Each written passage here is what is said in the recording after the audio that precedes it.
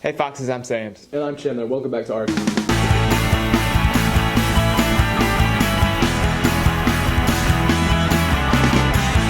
If you're going to college and want to participate in the Hartsville High College Decision Day on May 2nd, you can fill out the sign-up form located in announcements under the HHS Student Information Group in Schoology.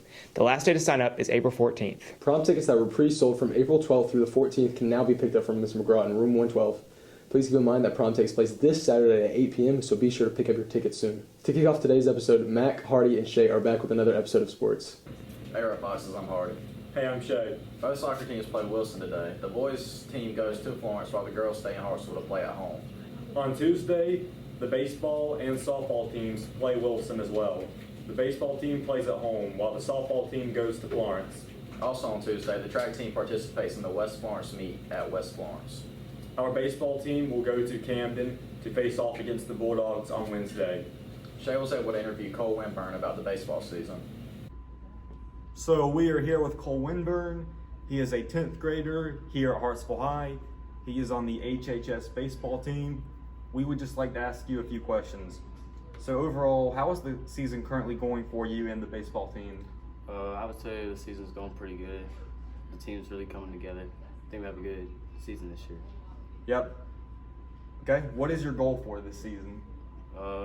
First goal is to win region and go far in the state. All right. What got you into playing baseball? I loved playing baseball my whole life, so not really much to say. Yeah. Well, overall, what has been your best moment this season?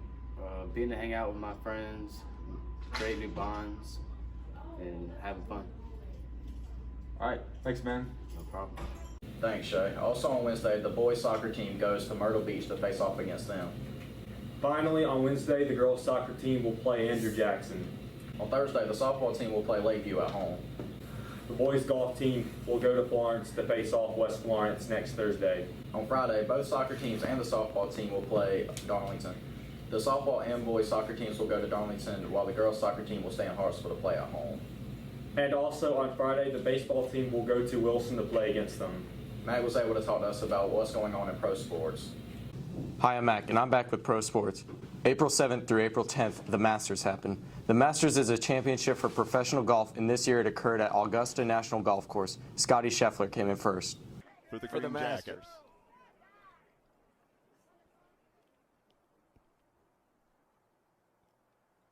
Yes. April 4th, the Kansas Jayhawks won the basketball NCAA championship against UNC 72-69. Their final record to end the season was 34 wins and only 6 losses. And then trying to keep him away, and he hits another one, 2 straight down the floor. Way outside. Settle. Ball tipped around. Canada got it back. 9 seconds to go. Johnson was back out here. Short with the shot. Man, it kicks to the corner and throws it away. Unbelievable. They go to Love. Love's going to be the one to take it. Puts up the shot. It's off. The game is over.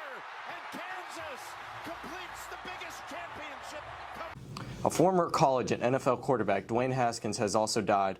Dwayne's last team he played for was the Steelers, which he joined in 2021, and his death was the result of a car accident on April 9th.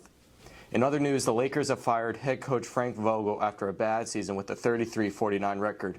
They were expected to have a good season with title aspirations after the acquisition of Russell Westbrook in the offseason.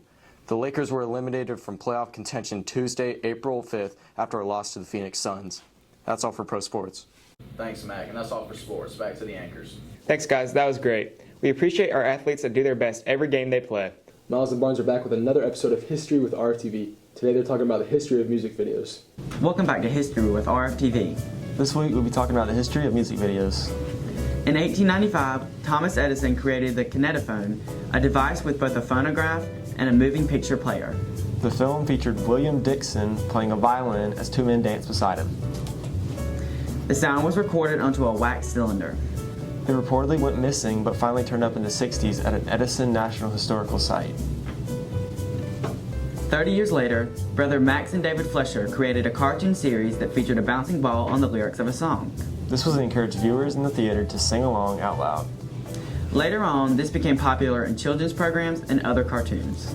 Soundies were more direct precursors to the music video that had appeared in bars and restaurants. Another jukebox that played music videos was called the scapatone. It originated in France in the late 50s and became pretty popular for a brief period in the US and Europe. Though the first use of the phrase music video was singer-songwriter Giles Perry Richardson in a 1959 interview with the British magazine. The Beatles may not have started the music video trend, but they certainly helped it grow. The band released several full-length films, promotional clips, and even live performances on television to promote their music. MTV became widely popular for counting down music videos, but it started in 1974 in Australia. The Australian programs were known as Countdown and Sounds.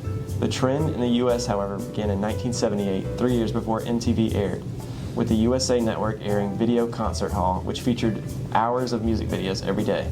Today, the music video is still widely popular, with artists posting the videos on YouTube to promote their music. Some movie directors and actors are even featured in some of today's videos. That's all for this week, Foxes. Now back to the anchors. Thanks, guys. That was super interesting. Coming up next are Abby and Bonnie covering recent events from around the world in another episode of World News. Hey Foxes, I'm Bonnie. And I'm Abby. And welcome back to World News. At least 45 people in South Africa have been killed in the floods that were caused by days of heavy rain. Many people are still missing and emergency services are searching for survivors. Many people are standing on rooftops awaiting rescue, but local media report that only one helicopter is available to lift people away. Key roads across South Africa have also been shut and mudslides have destroyed many homes. At least 25 people have died so far in landslides and floods in the Philippines after Tropical Storm Maggie swept the nation. On Tuesday, rescue crews were still battling to retrieve people stranded on the eastern and southern coast. The storm hit the country with 40-mile-per-hour winds, and it was the first such storm of the year for the country. The Philippines typically see an average of 20 each year. More than 13,000 people fled to higher ground shelters as the storm lashed the east coast. Heavy rain and winds knocked out power supply, flooded homes and fields, and caused mudslides in villages.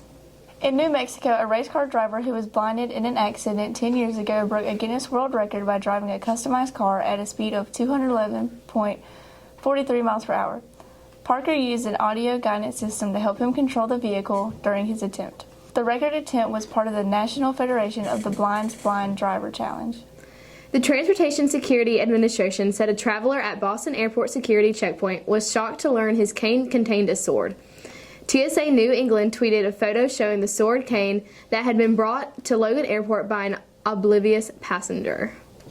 TSA said in a statement that the passenger had recently purchased the cane and had been unaware that it contained a sword until it was examined by security personnel. The passenger turned the sword cane over to Massachusetts State Police and was cleared to catch his flight to New York.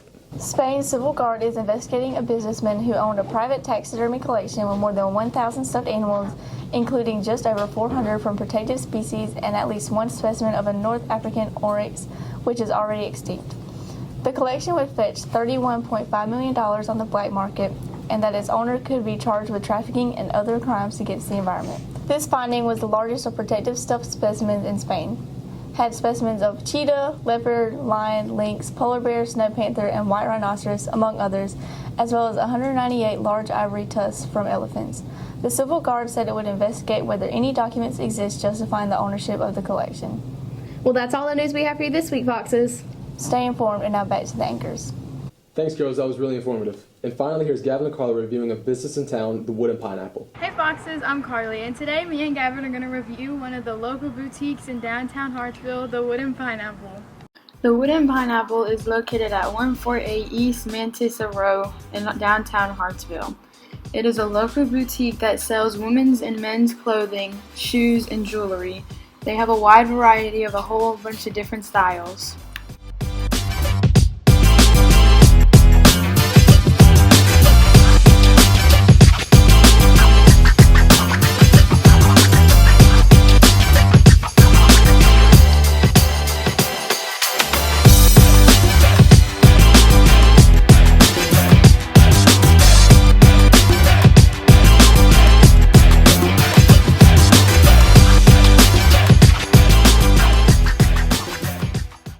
Hey Foxes, I'm Gavin. Today we're reviewing Stomping Ground. They have a wide variety of different clothing. Let's find out what they have. Stomping Grounds is located at 535 South 5th Street, Unit 1, right next to Desert Sun Tanning, located in Hartsville, South Carolina. They are freshly new here to Hartsville. They offer different shirts, different banners, signs, keychains, anything you can think of, they can offer it and they can make it. So enjoy the collage we put together for you.